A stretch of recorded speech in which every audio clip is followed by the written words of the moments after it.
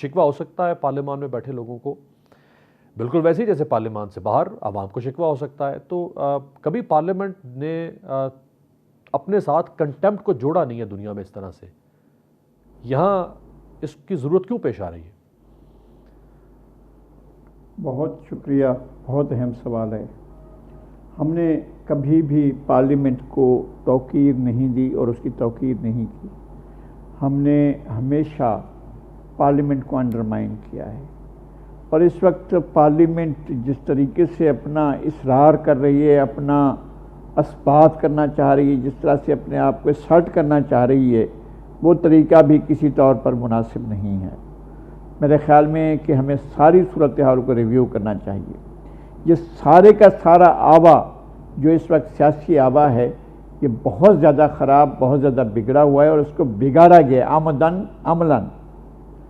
یہ پاکستان بننے کے بعد سے جس طرح کی سیاسی پنیری لگائی گئی وہ آج تک لگائی گئی ہے، اور آج تک اس کے اندر صرف اسی پودے کو، اسی درخت کو اگنے دیا گیا جو ان کی اپنی موافق ہواؤں میں پروان چڑھا ہے.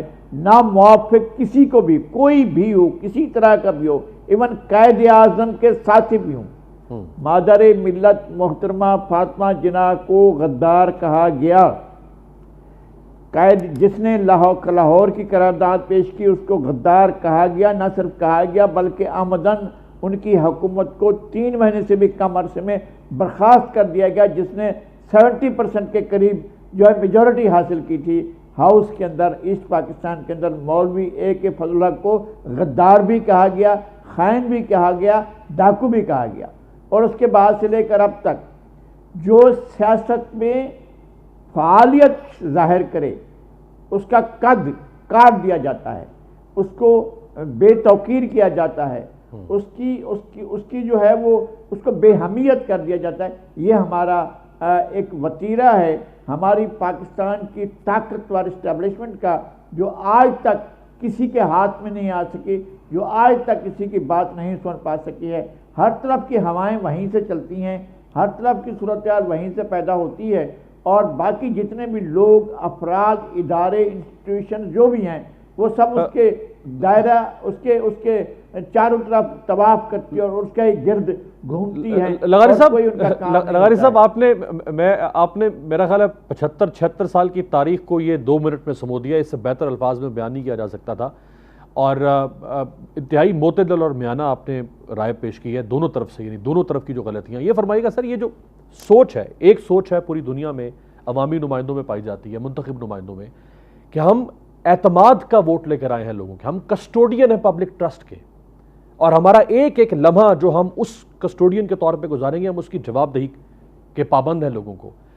ایک سوچ پائی جانے لگی ہے مختلف ممالک میں جو ترقی پذیر ہے ہمارے جیسے، کہ نہیں ہم حکمران ہیں، ہم جواب دے نہیں، ہم خادم یا حکمران ہیں. یہ جو 2 یکسر مختلف سوچ ہے ہمارے ہاں، جو دوسری سوچ ہے حکمرانی والی، وہ ہر دور میں ڈومینیٹ نہیں کرتی جا رہی. دیکھیں پھر یہاں پر ہمارے یہاں جو لغت رائج کی گئی، ہمارے یہاں جو الفاظ کا استعمال ہوا وہ بہت بے رحمانہ اور صفاقانہ ہے. گورنمنٹ کا ترجمہ حکومت ہے ہی نہیں. گورنمنٹ کبھی بھی حکومت نہیں ہوتی ہے، ایبسولوٹزم نہیں ہوتا ہے اس میں اندر. چیزوں کو گورن کیا جاتا ہے، چیزوں کو ایک اس طرح سے ہموار کیا جاتا ہے کہ سوسائٹی آگے بڑھے، اور سوسائٹی کے جتنے بھی سیگمنٹس ہیں وہ سموتھلی آگے بڑھیں اور ترقی کی طرف اور پیش رفت کریں.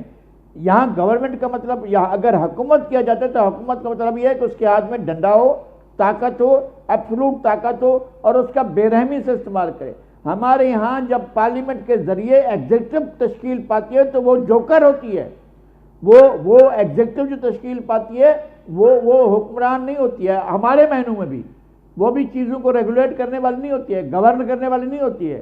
وہ چیزوں کو اور زیادہ خراب کرنے والی ہوتی ہے، اور وہ صرف ادھر ادھر دیکھتی ہے کہ مجھے کیا حکم ملتا ہے. اب کہہ رہے ہیں نا جناب ہمارے محترم جناب عمران خان صاحب کہ میں نہیں کر رہا تھا، باجوہ حکومت کر رہا تھا، مجھے فلاں کام باجوہ نے کہا تھا، فلاں کام باجوہ. ہم تو آخری دن تک سنتے رہے تھے کہ نہیں باجوہ تو ایک پیج پر ہے، وہ تو ہمارے منشور پر عمل کر رہا ہے. یہ باتیں بھی ہمارے سامنے تھیں.